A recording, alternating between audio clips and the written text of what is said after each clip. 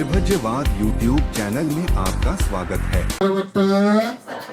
दुखितो मोचन्ताय इमानि अष्टशीलानि पंचशीलानि समाधिस्वानि परदुःखगतस्य मातुस्य पितुस्य ज्ञातिस्य बुद्धिस्य गुप्तस्य चेकबुद्धस्य आगसमना महासमना आर्यसमनास्य सत्यवादी मानवटी कासाव चिवर स्वपरिखार अर्थपरिखार पानी दीपानी भोजनानी हरपानी धूमं पूजनी नित्यदान नित्य शिवन नित्य भावती नित्य चित्तवतु उपकल्पति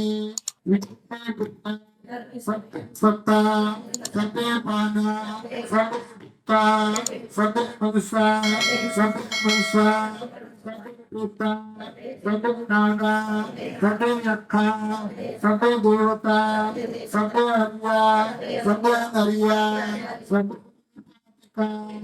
अनुमोदन्तु साधु साधु साधु इजिदं पजिदं पुयं कृपमेव समिजन्तु सविपुरजित संकल्पाचन्दो तमोरसोयत आयुरारोग्य सम्पत्ति सकल सम्पत्ति निरच ततु निबाण सम्पत्ति नाते समज्जतु इच्छेव मच्चन्तकन्तो सुरक्षो जिनानुभावो नचितो पपदो बुद्धानुभाव हतारि संकृतराशि सद्धर्मानुभाव पालितो इच्छेव मच्चन्तकन्तो सुरक्षो जिनानुभाव नचितो पपदो धर्मानुभावेन हतारि संकृतराशि सद्धर्मानुभाव पालितो इच्छेव मच्चन्तकन्तो सुरक्षो जिनानुभावेन जितु पपदो संगानुभावेन हतारि संकृतराशि सद्धर्मानुभाव पालितो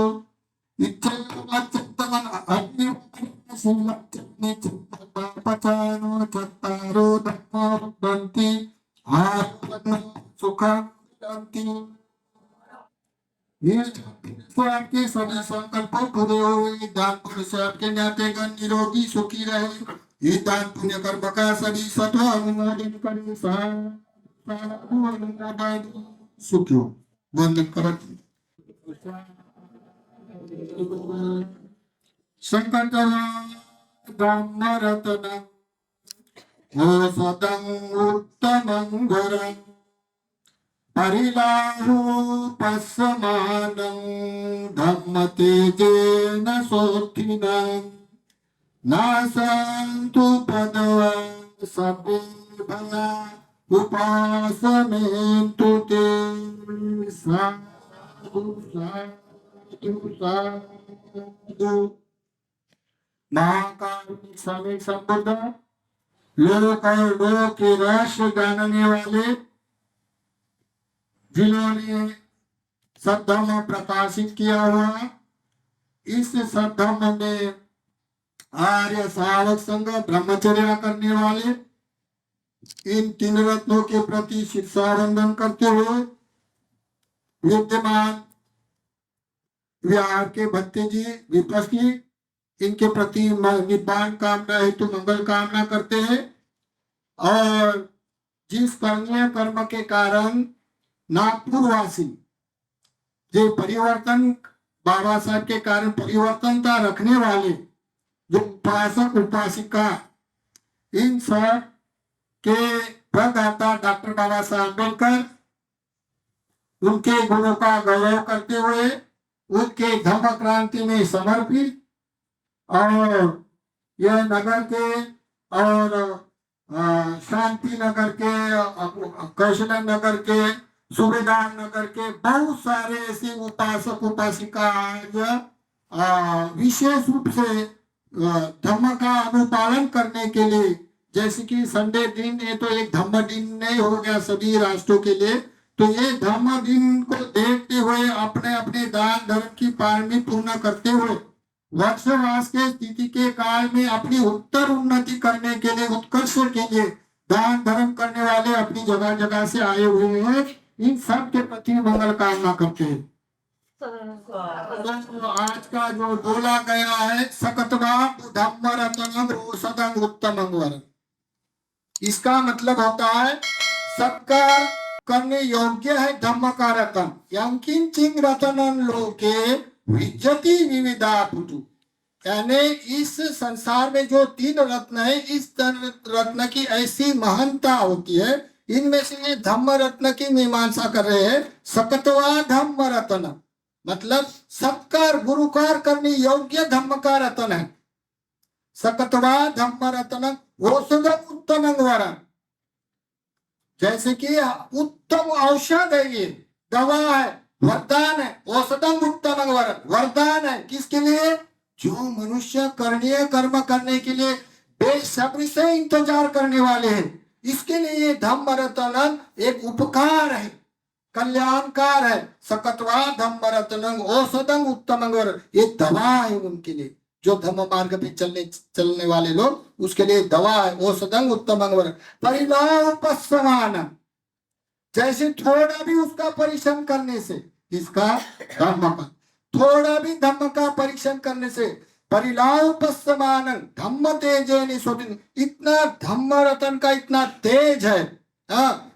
सकतवा धम्म रतनं औषधं उत्तमं वरम परिलापस्समान धम्म तेजेन सोतिन न संतु पदवा सभ्य भया उपासुमेन्तुते। इस धम्म रतन को जो अनुसरता है उसके सभी भय उपशमन हो जाता है। अभी भय का है? रोग नहीं होना चाहिए भय है, क्योंकि रोग होने से बड़ा दुखदायी है। मरण नहीं आना चाहिए, इसलिए उपचार करते रहते, तो मरण ये दुख कारक है, भय कारक है। और जितने अपने आशा आकांक्षा पूरी नहीं होता है तो ये भी भय कारक होता है। तो संसार में ये भयजनक होने से जितना भी धर्म का अनुसरण करता है तो ये अपने अंदर का जाति जरा व्याधि बार बार जन्म मरण के भव चक्कर में प्राप्त होना और लोभ मूलक मोह मूलक द्वेष मूलक धर्म का अनुपालन करते हुए और तृष्णा को बढ़ाना और भय खाना और भय के संस्कार उत्पन्न करना। पसम भयं काय संकार, अपने काया में न जाने कितने मरण के जीने के इतने संस्कार गिरे, तो भय के संस्कार है। जैसे कोई सांप की याद आती हुई भी एकदम लोम खड़े होते, तो कितने कितने जन्मों ने हमको सांप ने खाया हुआ या हमने खाए हुए इसके संस्कार गिरे होते। तो ये सभी के सभी भय के संस्कार हमारे उपशमन हो जाते। किसके लिए? किस कारण? धम्म को शरण जाने के कारण।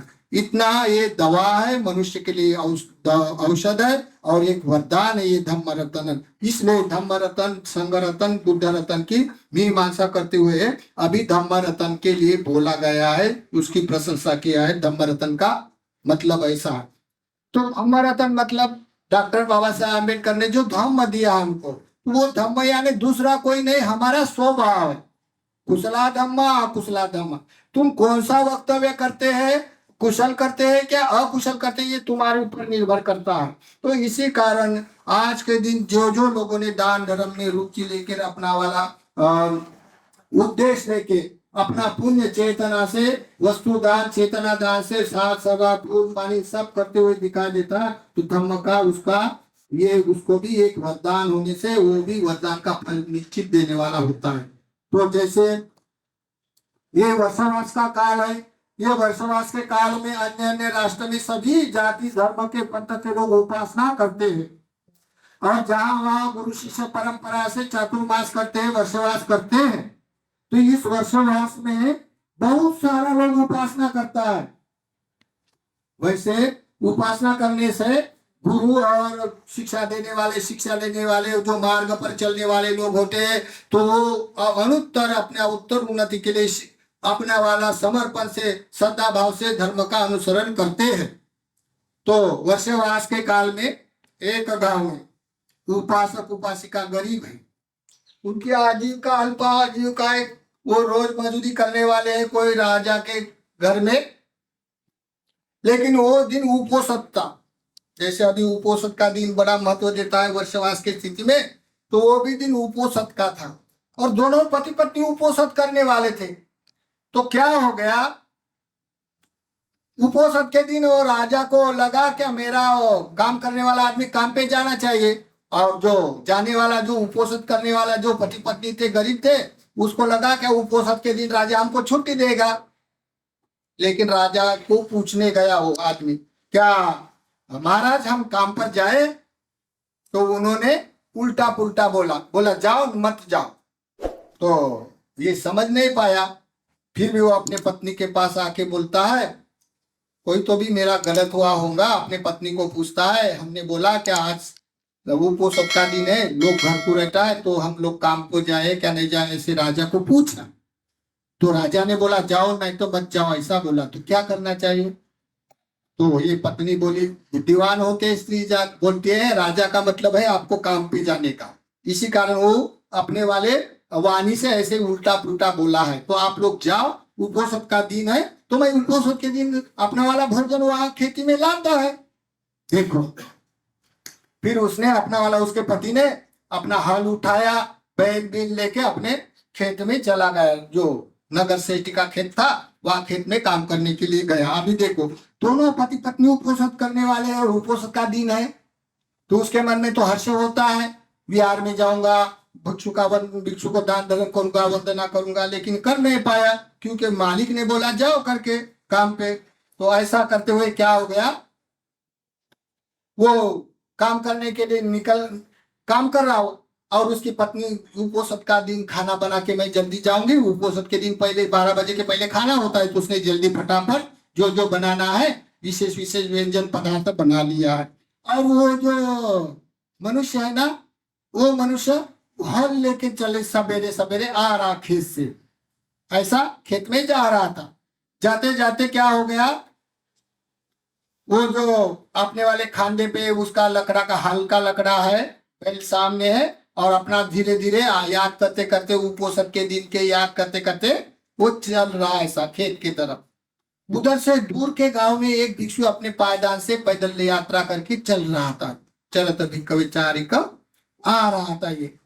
ऐसा आते हुए वो जैसा नजदीक आ गया तो उसकी इतनी पानी बढ़ गई वो उपोषण करने वाले मनुष्य की। बोलता है उपोषण का दिन है और भंती जी मेरी आ रही करके उसने नजदीक आते हुए अपना हाथ फेंक दिया खंडे से उतार कर और बैल को बांध दिया। बांधने के बाद वंदना किया और वहां कुआं था नजदीक। बोलता है मुझे पानी पिलाओ। तो वो उपासक ने जल्दी से बकेट के पानी निकाला और अपने भिक्षु को पानी पिलाया। पानी पिलाने के बाद अभी उसको तो खेत में जाना है। अभी क्या किया उसने, पानी पिलाया और फिर भिक्षु क्या बोलता है, ठीक है मैं यहाँ थोड़ा देर रुकूंगा और बाद में मैं कपड़े विपड़े दूंगा, बाद में थोड़ी देर के बाद मैं चला जाऊंगा गांव में, भिक्षु बोलता है। तो उनको मन में तब कुछ नहीं लगा। फिर उसने अपने बैल छोड़ा और खेत की तरफ जा रहा। जैसा खेत में पहुंचा वैसे उसको पुण्य पार भी बढ़ गए। बोल रहा वो रो रहा है, बोलता है आज उपोषण का दिन होते हुए मेरा गुरु मिल गया और मैंने थोड़ा भी खाना नहीं दिया उसको, मैंने खाने के लिए आमंत्रित नहीं किया, मैंने कुछ भी दान दिया नहीं, एक फूल भी दान नहीं दिया, मेरे पास वस्तु भी नहीं, ऐसा करके रो रहा हूं। देखो उसकी पारमी बढ़ गई ना, तो रोना आ गया उसको। फिर भी वो याद कर रहा, देखो मेरी घरवाली आएंगी ना तो वो भर्ती कहाँ गया क्या मालूम नहीं, मैं डबल गांव में जाऊंगा और गांव के बिहार में निश्चित दान करूंगा, वो भी आए नहीं करके वो हल चलाता है। लेकिन उसका मन नहीं हल चलाना। वो ये धीरे पे जाता है, जाने के बाद वह हल छोड़ देता है और झाड़ के तले जाके सोता है, रोता है, बोलता है मैं मेरे गुरु को दान नहीं दे सका, मैं मेरे गुरु की सेवा किया, मुझे अनायास कोई तो भी भर्ती मिला, मेरा गुरु मिल गया, लेकिन मैं दान नहीं दे सका करके रो रहा हूँ। ऐसा करते करते उसका वाला 1-2 घंटा टाइम निकल गया। उसके उपोषण का दिन होने से उसके पति ने खाना पीना बनाकर अभी बांध कर वो आ रहे और वो भक्तों में अपना चिवर ढूंढकर अपना थोड़ी देर में वहां पे रुका। अभी वो इधर खेत में राह देख रहा उसका पति, मेरी पत्नी अभी तक क्यों नहीं आई, उपोषण का तो दिन है, ये तो आई बगैर रहती नहीं है, वो तो कुछ भी करे लेकिन आएंगी, लेकिन क्या देर हो गया नहीं आई, इसका चिंतन कर रहा। बोलता है उपोषण का दिन होकर भी मैंने कुछ नहीं दान दिया। ये उसको मन में आता तो रोने लगता है। अभी पत्नी खाना बनाकर अपने खाना बांधकर अपने सर पर अपना वाला कोटोरा लेके खाना लेके चल रही खेत में। और वो भंती जी जो कुएं पे चिवर विवर धोया, अभी देर सवेर हमको पिंडा पाता ही करना है करके वो देर से 2-2-2-2.5 घंटे में वो चल रहा गांव की तरफ। उनकी पत्नी खाना लेके खेत पर जा रही और वो भंती जी गांव की तरफ जा रहा। ऐसा करते करते करते नजदीक नजदीक आए तो वो उपासिका के पास खाना, और उनको ये तो उपोषण करने वाली है। भंती जी उसको नजर में देखा, बरोबर ये सब बातें भूल गई। वो बोलता है भंती जी है मेरे सामने, खाना है मेरे पास, उपोषण का दिन है और आज की दान पानी करके उसको कुछ सूझ नहीं रहा।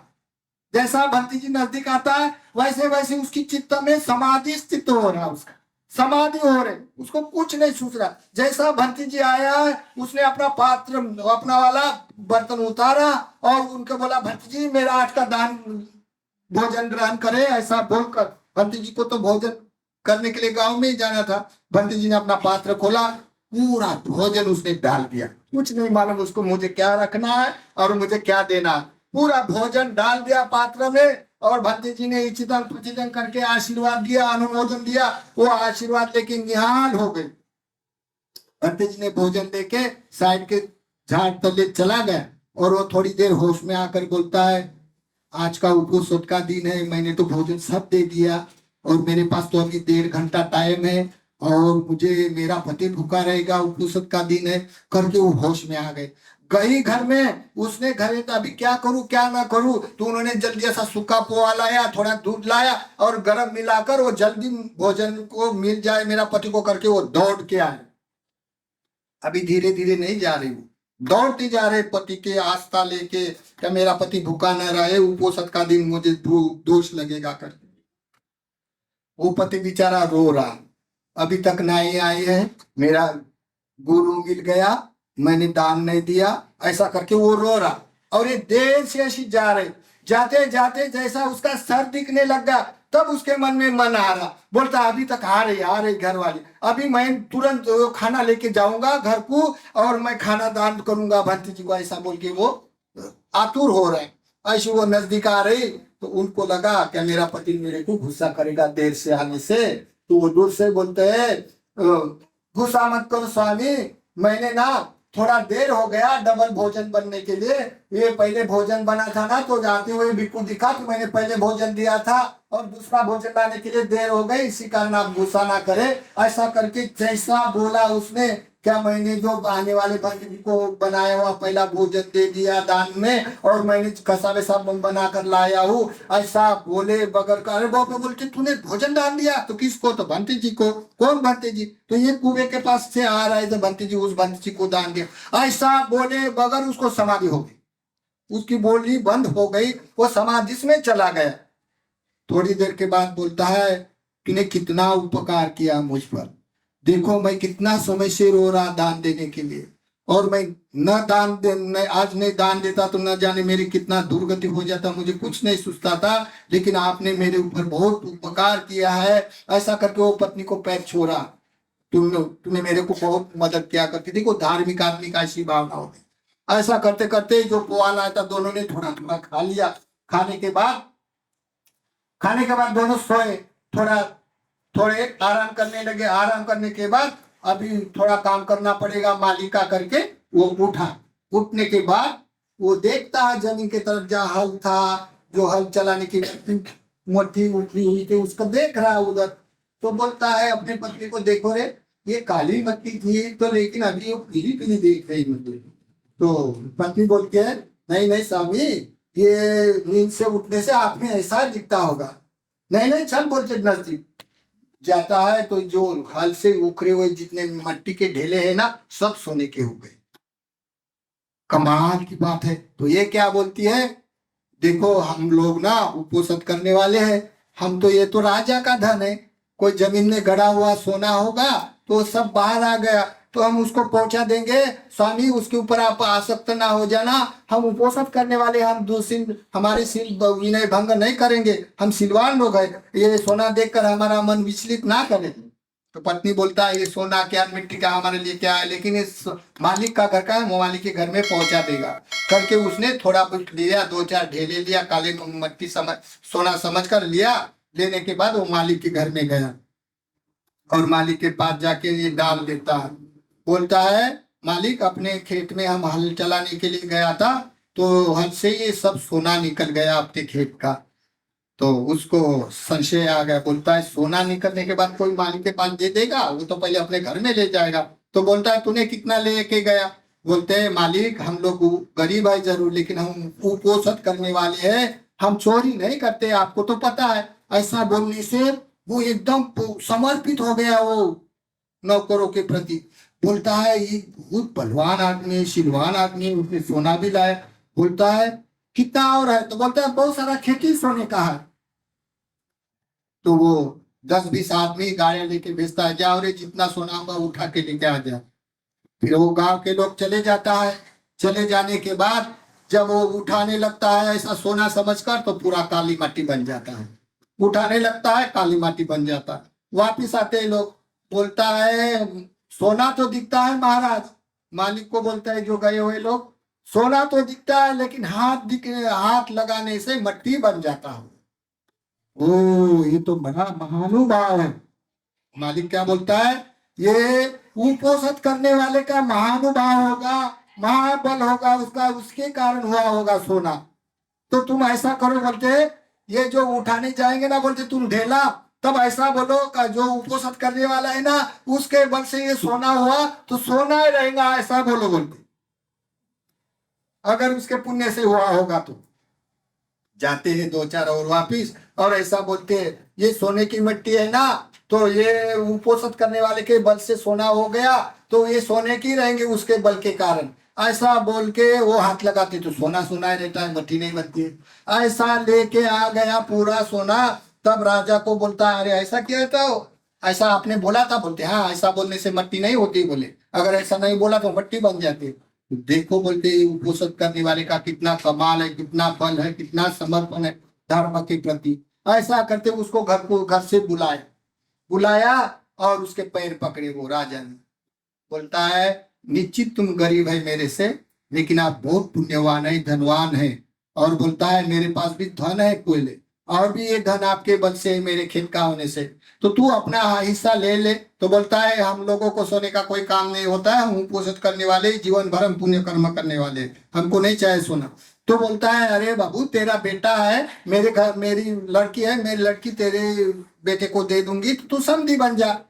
तो बोलता है गरीब लोगों की काहे राजा मजाक करता है? मजाक नहीं करके वो पैर पकड़ता है।